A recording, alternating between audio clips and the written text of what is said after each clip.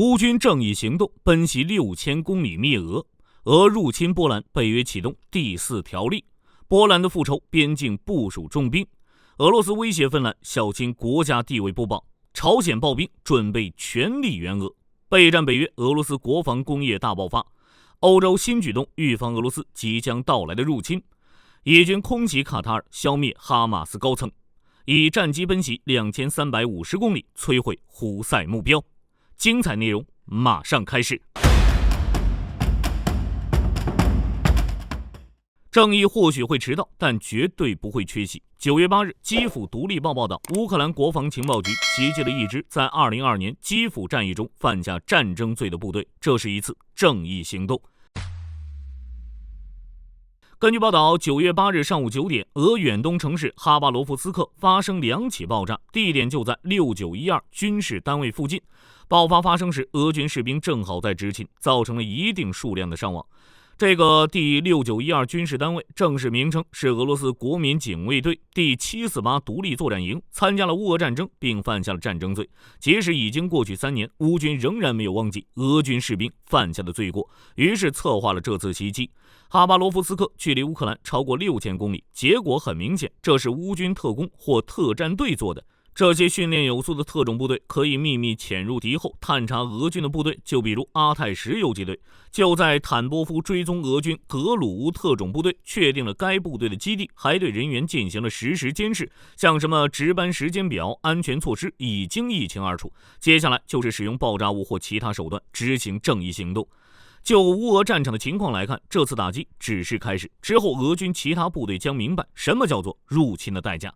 在过去1周内，还发生了一件大事，俄罗斯数十架无人机入侵波兰，为此北约启动第4条例，波兰也展开复仇。9月10日凌晨，俄罗斯无人机大规模入侵波兰，波兰与北约盟友的战机紧急起飞，击落4架无人机，在波兰领土内还发现了16架无人机残骸，这就意味着至少20架无人机入侵波兰。乌俄战争打到现在，俄罗斯无人机入侵周边国家，火力军已经见怪不怪了。波兰、立陶宛、罗马尼亚等国深有感触。不过在此之前，无人机或导弹的数量都是个位数，也无需深究。不过这次不一样，数十架无人机入侵波兰领空，这不是随便找个理由就能搪塞过去的。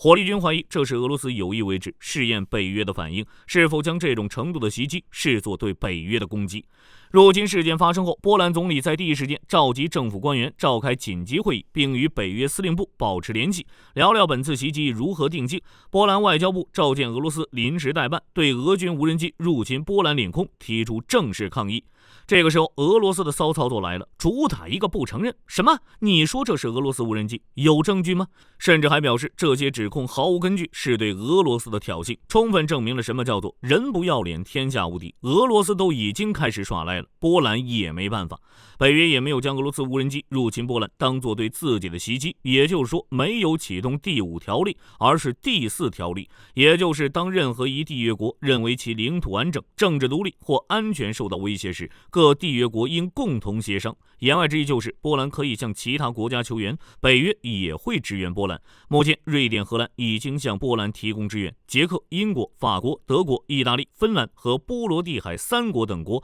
也准备提供援助。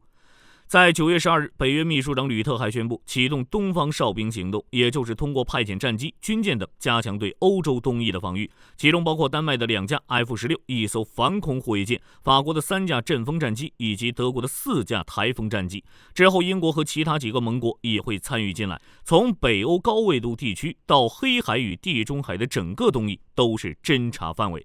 9月14日，波兰国家安全局宣布，纳夫罗茨基已签署关于同意北约成员国军队驻扎波兰领土的决议。除此之外，波兰也有自己的举动，关闭与白俄罗斯接壤的所有边境口岸，以及向俄罗斯和白俄罗斯边境派遣4万名士兵。根据路透社的报道，因为俄罗斯无人机入侵波兰领空，出于对未来的担忧，成千上万的波兰人开始自主报名参加志愿军事训练。可以预测的是，波兰的战力将越来越强。顺带一提，按照特朗普的说法，俄罗斯无人机入侵波兰可能是个意外。俄罗斯都没急着洗白，特朗普先出手了。看来诺贝尔和平奖的诱惑的确很大，只是特朗普刚说完没几天，意外又发生了。9月13日，一架俄罗斯无人机进入罗马尼亚领土，并在其领空飞行约50分钟。罗马尼亚紧急出动2架 F-16对其进行拦截。罗马尼亚声称，这次事件被视为对北约主权的直接侵犯。如此频繁的意外，看来俄罗斯已经摸清了北约的底线。火力军预测，接下来就是更加频繁的入侵，让北约疲于应对，无法援乌更多武器。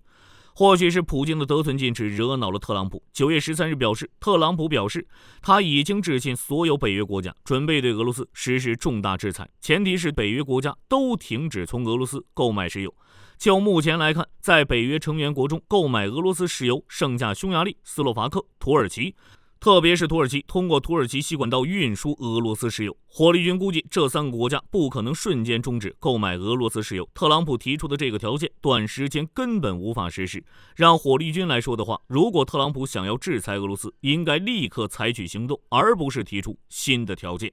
除了入侵波兰，俄罗斯还威胁芬兰，小心国家地位不保。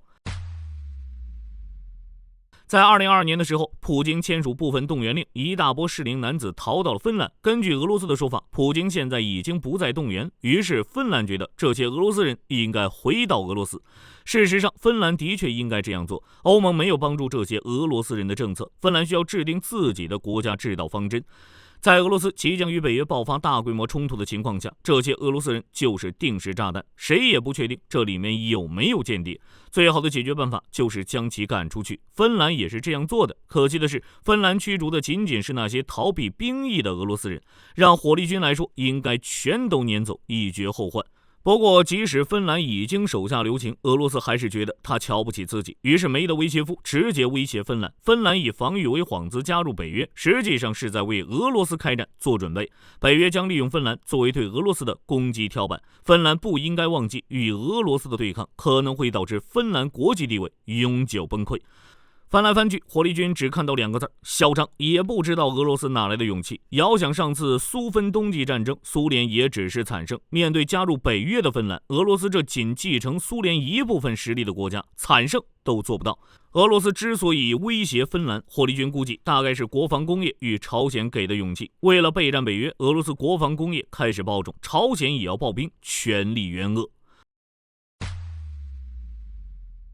乌克兰国防情报局副局长瓦迪姆斯基比茨基透露，俄罗斯国防工业正在超速运转，计划2025年生产2500枚导弹、数百辆坦克和数十架战机。就结果来看，俄罗斯想要修建的新坦克包括近250辆全新的 T90M， 还有大约1100辆新型的 BTR-3 和 BTR-82A， 战机则包含苏57、苏35、苏30等。当然，重点还是导弹。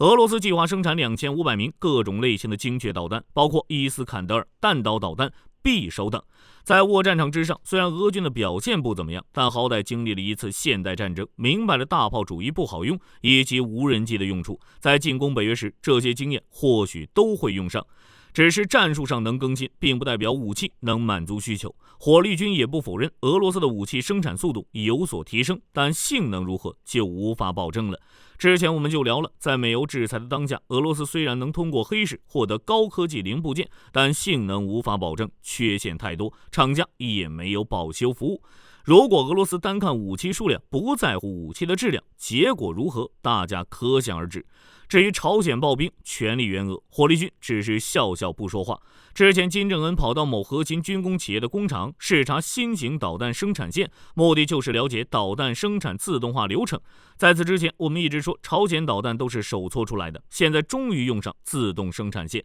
一定程度上来说，朝鲜在这个时间段启用自动生产线，目的就是向外界表示自己就是俄罗斯的后勤军火库，帮助俄军以更低的成本维持前线火力强度。除了导弹生产线之外，朝鲜还在加快火炮、无人机、防空导弹、反坦克武器等多个产线的生产速度。还有消息称，朝鲜正在培训一批工程兵和炮兵技术人员，武器人员生产线都齐了，目的就是进行一场完整的战争工业动员，为持续性输出做准备。不过我们之前就聊了，朝鲜的武器并不能改变乌俄战况，炮弹有一半哑火，导弹精度也不行。虽然现在有所提升，但也好不到哪去。因为国际制裁的缘故，即使朝鲜暴兵也无法为俄罗斯提供太多的帮助。为了预防俄罗斯即将到来的攻击，欧洲也有所准备。德国耗资百亿要升级民防系统，法国则是加强了情报侦察系统。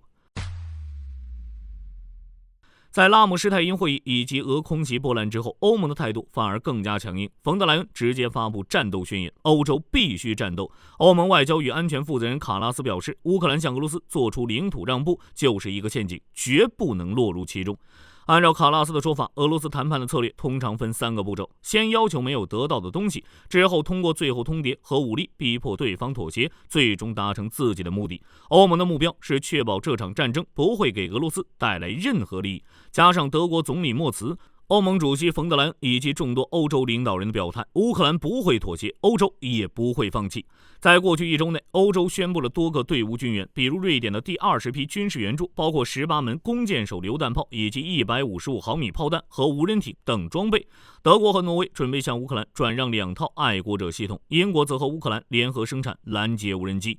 加拿大则打算向乌克兰优先需求清单捐款5亿欧元，立陶宛提供3000万欧元，还有拉脱维亚500万欧元援助等等。欧盟国防项目的 SAFE 计划将1500亿的贷款分配给19个国家，其中13个国家计划使用这批资金援乌。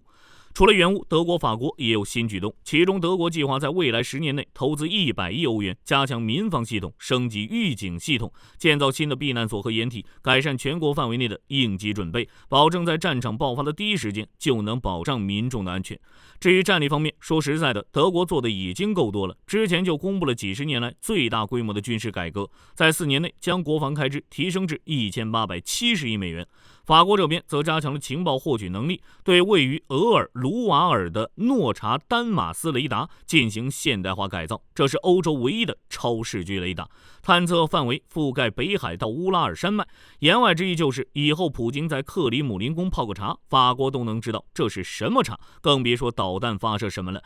诺查丹马斯雷达占地12顷，可以远距离探测飞机、核导弹和高超音速导弹，还可以识别异常物体，比如高空气球。预计到2028年就能并入欧洲航空运输司令部，与欧洲盟友共享情报。俄罗斯不断试探北约，结果却让欧洲更加警惕，加快备战速度以及援乌力度。普京这是偷鸡不成蚀把米，如果不是时机不对，霍立军怀疑，在俄罗斯入侵波兰领空后，北约就会启动第5条例，大军直接冲向莫斯科。中东方向，以色列放了一个大招，空袭卡塔尔，消灭哈马斯领导层。9月9日，卡塔尔首都多哈传来爆炸声。事件发生后，内塔尼亚胡站出来表示以色列对此事负责。当然，以军这不是打击卡塔尔，作为一个中立国家，卡塔尔也没犯什么错，以色列也不会闲着没事找事儿。以军打击的是哈马斯高层。综合以方官员和以色列陆军电台的消息，关于这次行动，以军筹备了几个月，在得知确切消息后，直接出动大约15架战机，在数秒内发射约10枚导弹，打向了哈马斯领导人身处的建筑。按照内塔尼亚胡的说法，以色列针对哈马斯领导层实施的外科手术式精准打击，可以为立即结束加沙战争铺平道路。至于美国是否知情，火力军只能说知情，但晚了。根据媒体流出的消息来看，在以军战机飞向卡塔尔时，美国军方曾要求以方解释。在这个时候，以色列告诉美国军方，我要空袭卡塔尔，打击哈马斯高层。之后，美国军方将这个消息报告给特朗普，但已经为时已晚。到底是不是真的不知道。不过，以军空袭卡塔尔的最终目的是袭击哈马斯高层，不会对卡塔尔造成影响，也不算宣战。当然，无缘无故挨揍，卡塔尔肯定不同意，表示要动用各种手段回应这场袭击，包括但不限于组建一支法律团队对以方追责。在此之后，以军还出动战机轰炸也门的胡塞武装，这是开战以来以色列空军最长距离的任务，飞行距离达到2350公里，向15个胡塞武装目标投下30多枚导弹，成功命中了胡塞武装的宣传总部。按照胡塞武装的说法，我要展开大规模报复，但火力军很怀疑胡塞武装的能力。好了，这期视频到这就结束了。各位觉得北约与俄罗斯的局势会如何发展？可以在视频下方留言，大家一起讨论。喜欢的话，不要忘记点点关注。我是火力军，下期见。好的，各位观众，今天给大家推荐一款 T 恤，